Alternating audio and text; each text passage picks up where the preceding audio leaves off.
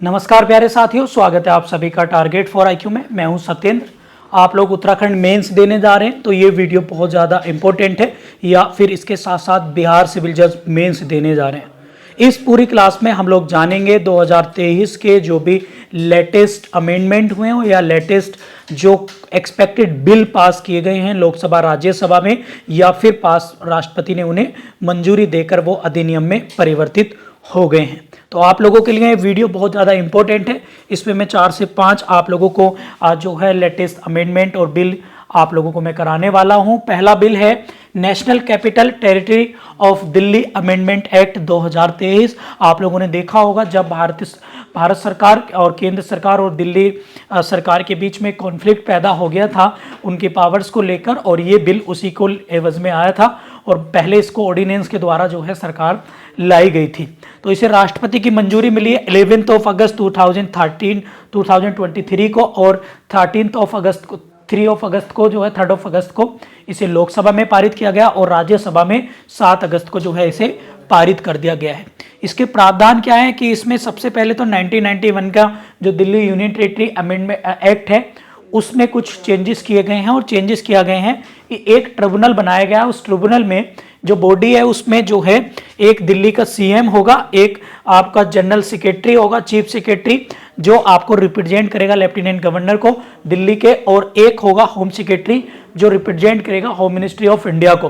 तो इन तीनों लोगों से मिलकर एक बॉडी ट्रिब्यूनल बना है, और जिसका काम क्या होगा कि जो भी ए ग्रेड के ऑफिसर्स हैं या अधिकारी हैं उनके ट्रांसफर, अपॉइंटमेंट या फिर उनके वेतन भत्ते या बर्खास्त टर्मिनेट करना, उनसे रिलेटेड गतिविधियों पर ध्यान रखना या उनको एग्जीक्यूट करना, और ये सभी लायबिलिटी किसको जाके रिपोर्ट करेंगे? लेफ्टिनेंट गवर्नर को दिल्ली के। तो ये इसमें पावर स्पेशल दे दी गई है लेफ्टिनेंट गवर्नर को। इस बिल के प्रावधान आप लोग याद रखेंगे, मेंस में आप लोगों से लिखने के लिए आ सकते हैं। नेक्स्ट है हमारा जो नेक्स्ट अधिनियम है वो है आपका बहुत ही इंपॉर्टेंट है, और वो है क्या? बायोलॉजिकल डाइवर्सिटी अमेंडमेंट एक्ट 2023, यानी हिंदी में है जैव विविधता संशोधन अधिनियम 2023। राष्ट्रपति ने इसे 3 अगस्त को मंजूरी दी और 25 जुलाई को इसे लोकसभा में और 1 अगस्त को इसे जो है राज्यसभा में पारित कर दिया गया।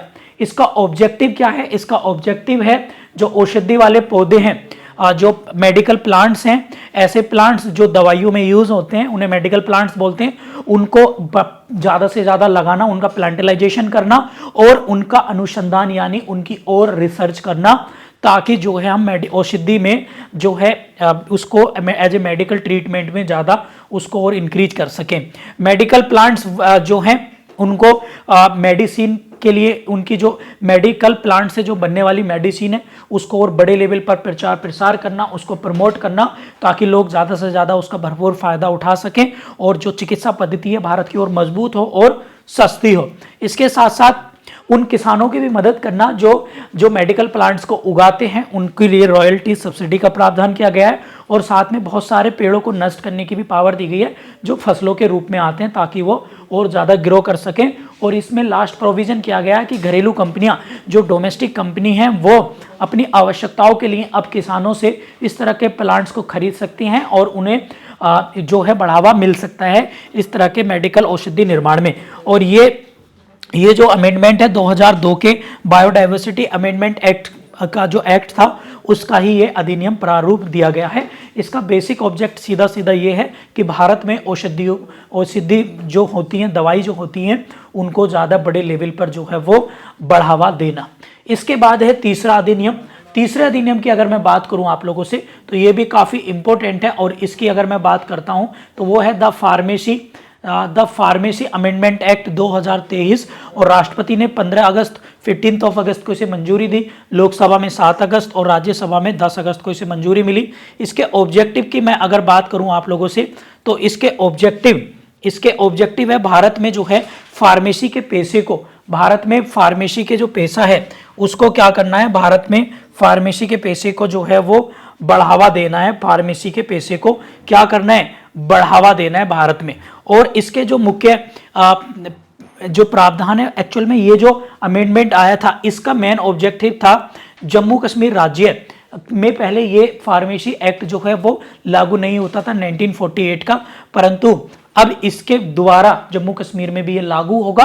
और यहाँ पर एक इस अमेंडमेंट के सेक्शन 34 में जो है 32 एक सेक्शन 32 है, इसमें सी जोड़ा गया है, सी क्लोज, और जो स्पेशल राइट्स देती है जो रजिस्ट्रेशन कराने के लिए जम्मू कश्मीर के लड़के युवाओं के लिए कि वो फार्मेसी करके अपने यहाँ पर भी फार्मेसी कर सकते हैं, भारत के समस्त लोग, और वहाँ पे फार्मेसी का काम स्टार्ट कर सकते हैं। ये आप लोगों को याद रखेंगे। और इसमें मैंडेटरी कर दिया कि आफ्टर फार्मेसी 1 ईयर के अंदर अंदर आपको फार्मेसी का रजिस्ट्रेशन कराना जरूरी होगा, प्रैक्टिस करनी जरूरी होगी, ये मैंडेटरी होगा।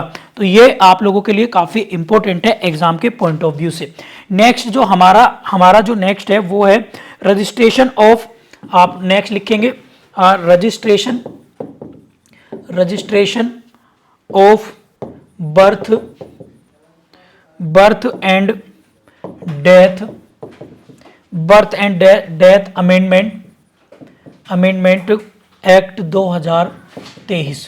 तो ये एक अधिनियम ये है आप लोगों का, यानी जन्म और मृत्यु पंजीकरण संशोधन अधिनियम 2023। तो इसमें क्या था कि इसमें राष्ट्रपति ने 11 अगस्त को इसमें स्वीकृति दी, प्रेसिडेंट साहब ने हमारी, और लोकसभा ने 1 अगस्त को दी लोकसभा, और राज्यसभा में दी थी आपकी 7 अगस्त को। तो 7 अगस्त को इसमें राज्यसभा में दी थी, मैंने शॉर्ट में लिख दिया है। अब इसमें उद्देश्य क्या है, जो जन्म और मृत्यु प्रमाण पत्र हैं, सर्टिफिकेट है या फिर उनका रजिस्ट्रेशन है, उनको बहुत आसानी से बना देना। तो इसमें क्या है कि अब जन्म और मृत्यु प्रमाण पत्र 7 दिनों के अंदर अंदर कितना, विदिन 7 डेज अब जो है वो बनवाया जा सकेगा। ये बात पहली कर दी है क्लियर। और दूसरा ये लिखेंगे ये जो है अब डिजिटल रूप में, डिजिटल रूप में भी अब आप लोगों को देखने के लिए सर्टिफिकेट मिल सकेगा। दूसरा इसमें आप लोग लिखेंगे ये जो है 1969 का जो बर्थ एंड डेथ एक्ट था उसमें अमेंड किया गया है। कौन से में, 1969 के एक्ट को अमेंड किया गया है, इसमें बर्थ एंड डेथ विधेयक में, सॉरी का एक्ट में अमेंड किया गया है। इसमें आप लोग याद रखेंगे। और इसमें याद रखेंगे, इसमें एक काम और लिखे हैं कि जो भारत का रजिस्ट्रार जनरल ऑफ इंडिया है, यानी महापंजीयन है, उसकी नियुक्ति का प्रावधान भी किया गया है, यानी उसे स्पेशल पावर दी गई है कि रजिस्ट्रेशन के लिए वो विभिन्न राज्यों जिलों के लिए कोई स्पेशल डायरेक्ट पावर उसको दे दी गई है। तो वो भी इस विधेयक में प्रोविजन आप लोगों को देखने के लिए मिलेंगे। ठीक है, तो ये इंपॉर्टेंट हैं, 4-5 आप लोगों के हो गए हैं, और ये आपके एग्जाम में जो है वो आने वाले हैं। इसको आप लोग जो है याद रखेंगे। और इसके अलावा और भी हैं 4-5 जो मुझे इंपॉर्टेंट लगे वो मैंने करा दिए। Hope you like this video, और वीडियो कैसी लगी प्लीज़ कमेंट बॉक्स में जरूर बताइएगा। और मेंस के लिए आप लोग हमारे बैचेज चल रहे हैं प्रेजेंट डे का और बिहार जीएस जीके का, तो आप लोग ज्वाइन कर सकते हैं। इस नंबर पर व्हाट्सअप कॉल करके क्वेरी ले सकते हैं, जिसमें हम लोग दोनों लैंग्वेज में content, notes, test series provide करा रहे हैं, साथ में लाइव क्लासेज हैं, रिकॉर्डेड भी आप लोगों को मिल जाएंगे। Thank you.